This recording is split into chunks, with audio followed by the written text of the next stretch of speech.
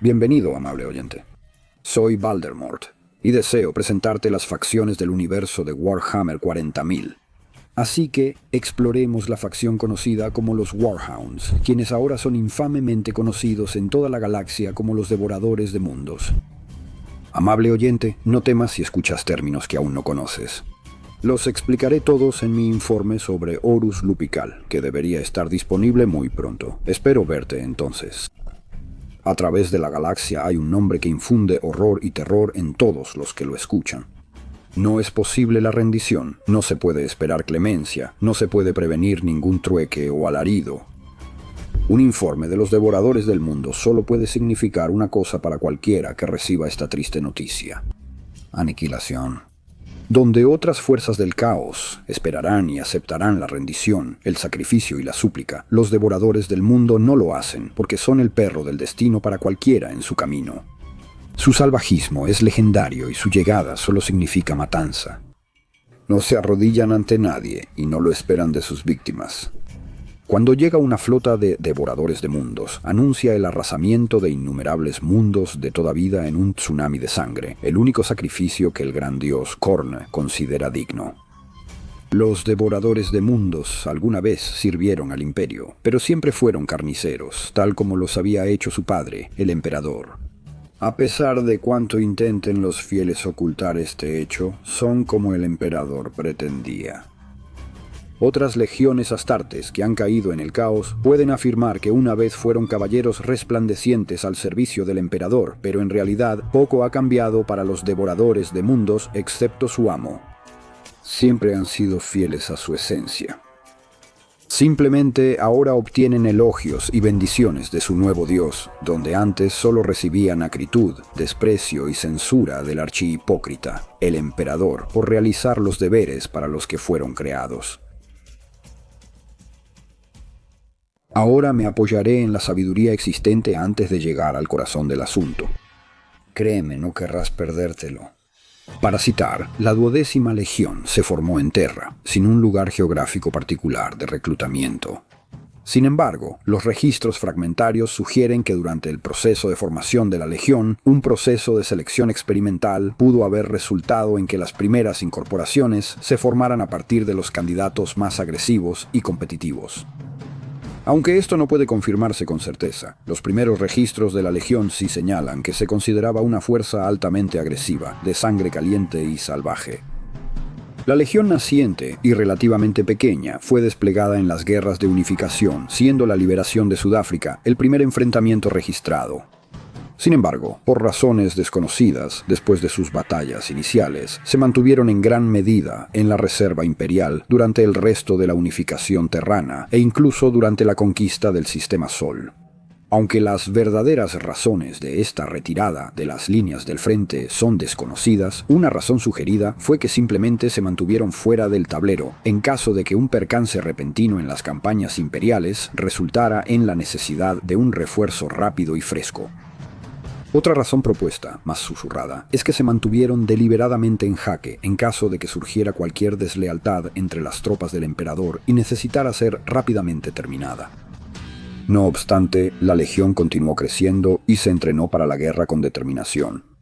Esta dedicación, así como su comportamiento salvaje y tenaz durante las pocas veces que fueron desplegados en combate durante este período, supuestamente llevó al emperador mismo a apodar a la 12ª Legión como sus perros de guerra. En un orgulloso reconocimiento de este honor, la 12ª adoptó un perro rojo como su insignia. Los perros de guerra finalmente fueron liberados como una fuerza de legión, en parte por circunstancias. La colonia imperial de Cerberus se levantó en rebelión y rápidamente se hizo evidente que se necesitaban fuerzas de marines espaciales para sofocar la insurrección. Habiendo comenzado la Gran Cruzada, la mayoría de las legiones de marines espaciales ya habían sido asignadas a flotas expedicionarias y enviadas al vasto universo. Por lo tanto, el emperador estaba dispuesto a activar a los Warhounds, enviándolos personalmente a Cerberus, con instrucciones de llevar su ira a aquellos que lo desafiaban. Cerberus fue invadido a las 0300 horas Terran.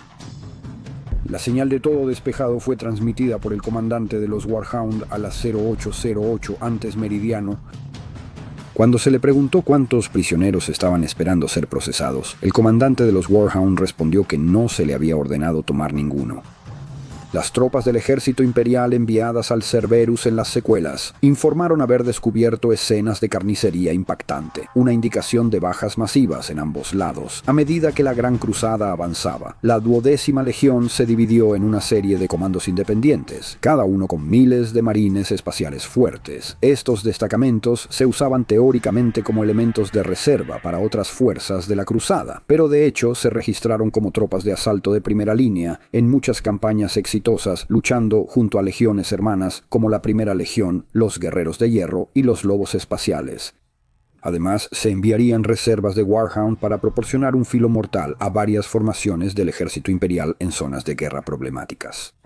Estos despliegues crearon la reputación de los Warhounds.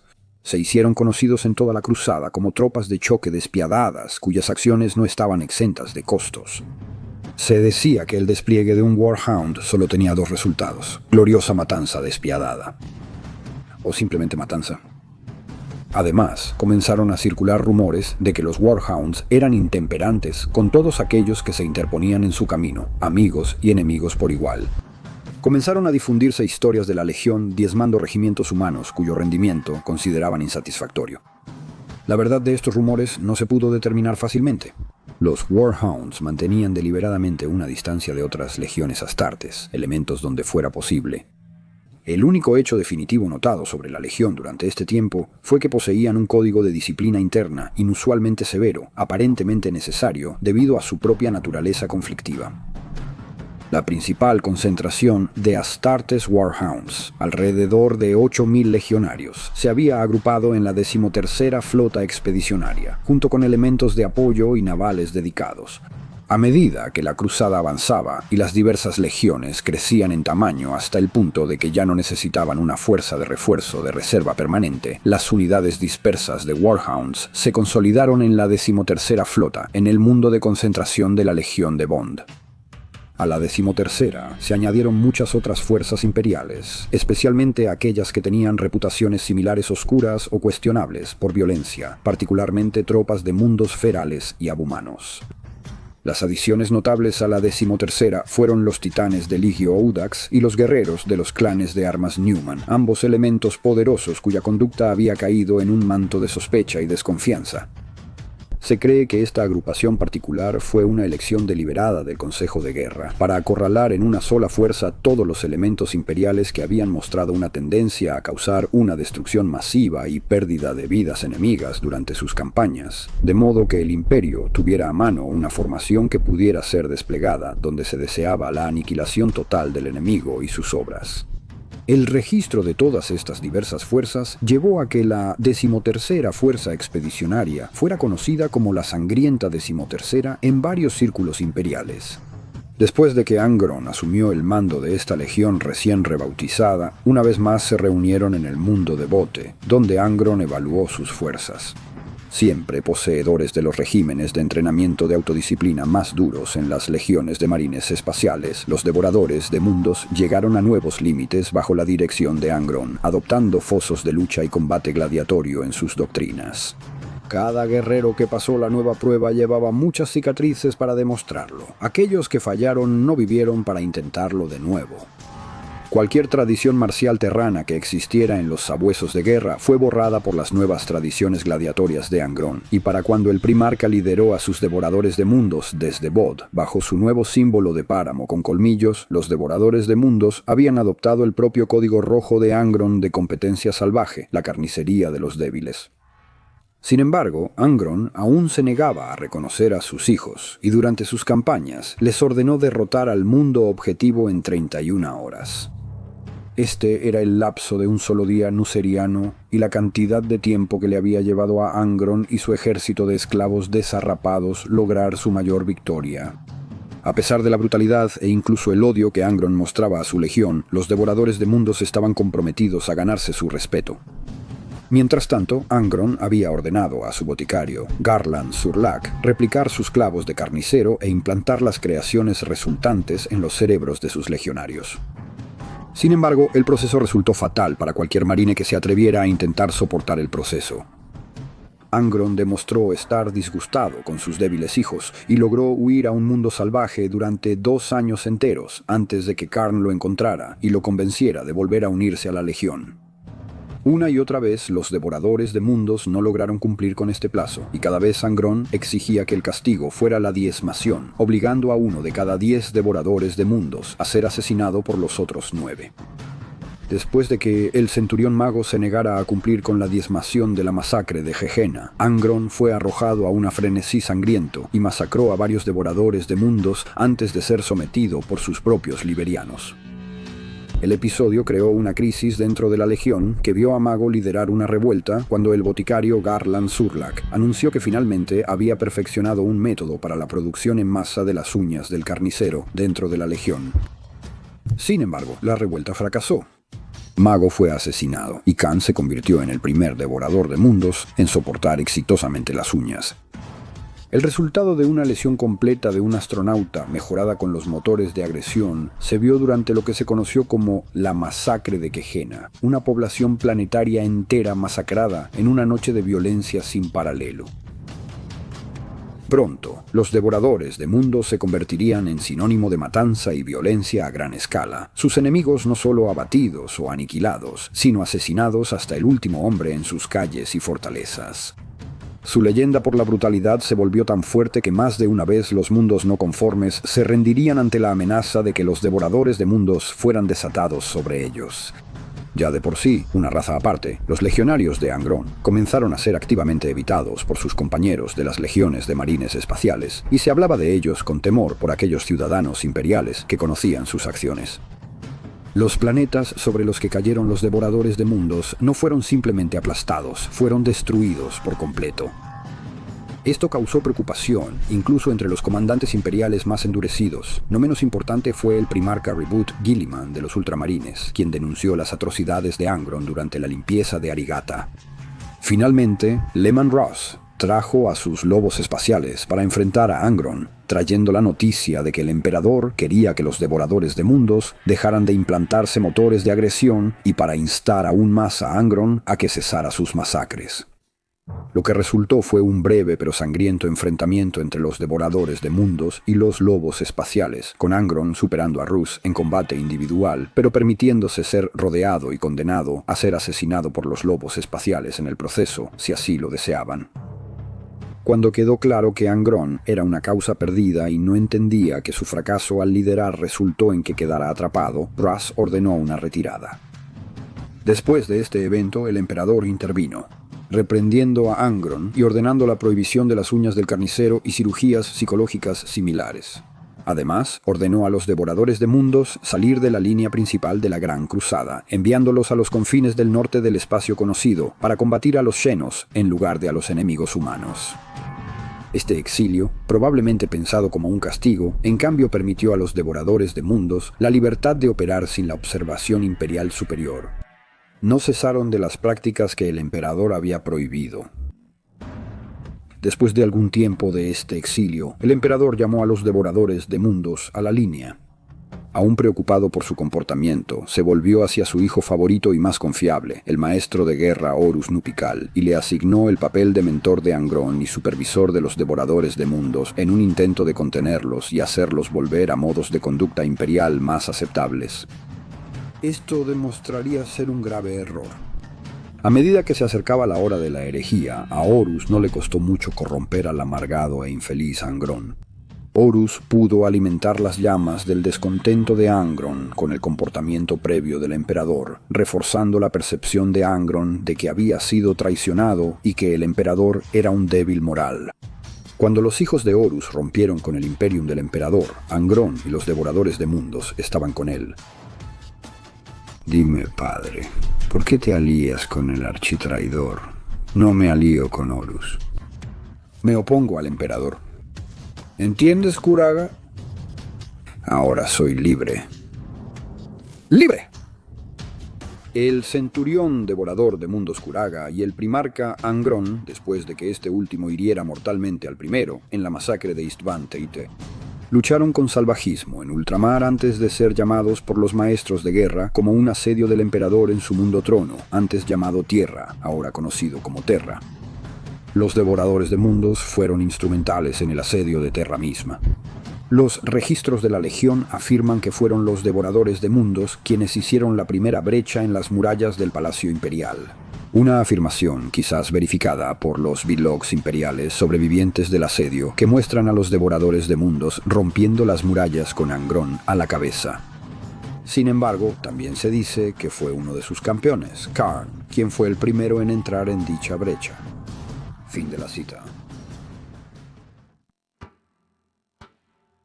Los cachorros llorones del Imperium afirmaban que Arce era un primarca roto, que era el más débil de la manada, a pesar de que todos sabíamos que ese era el Wyrm de Lorgar.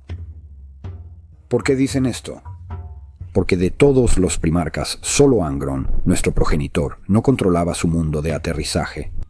Solo él fue derrotado en la guerra. Pero él ganó mucho más, y nosotros ganamos de su experiencia. Ganamos verdad. Ganamos claridad. Fuimos ungidos antes de que las otras legiones descubrieran lo que ya sabíamos. El emperador era un tirano, indigno de nuestra lealtad o veneración. No pudo proteger a los primarcas de ser tomados de su propio hogar, sus mazmorras más profundas donde su fuerza era mayor y su vigilancia más... Vigilante del emperador era... débil cuando el maestro de la humanidad encontró a nuestro progenitor.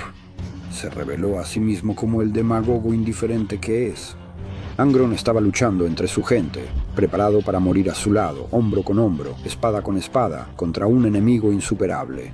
Angron tenía honor, pero el dios cadáver no ayudó a su propio pueblo asediado. El emperador no desató fuego e ira sobre los enemigos de su propio hijo. Solo tenía que levantar un dedo, asentir con la cabeza, susurrar una palabra, dar una maldita orden.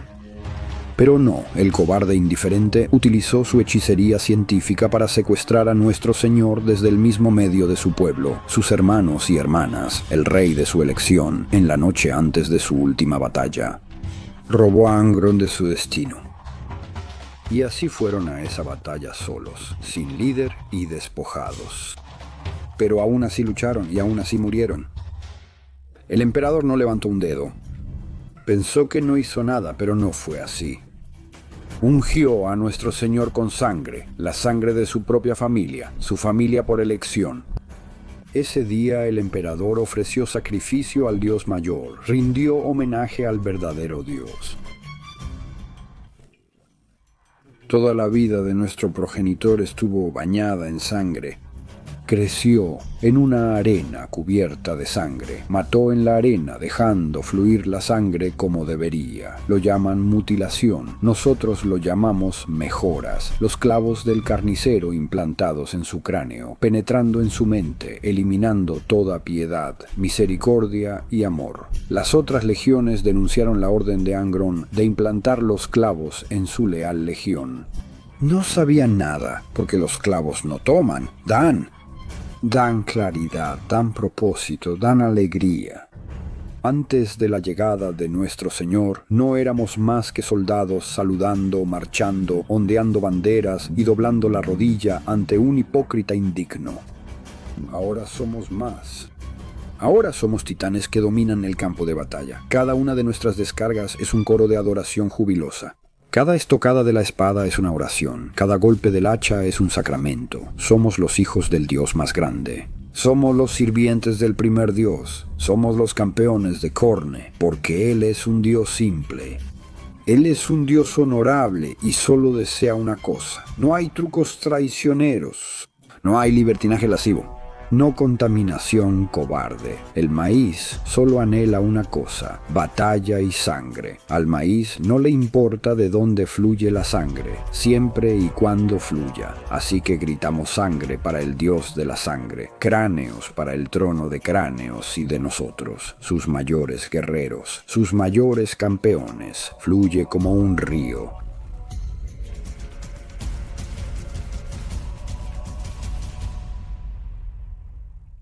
Amable oyente, he sido Voldemort, tu fiel servidor. Si has disfrutado mi breve introducción a los devoradores de mundos, entonces por favor considera darle me gusta y suscribirte. Cubriré a otros adoradores de los poderes de las runas y no querría que te lo perdieras.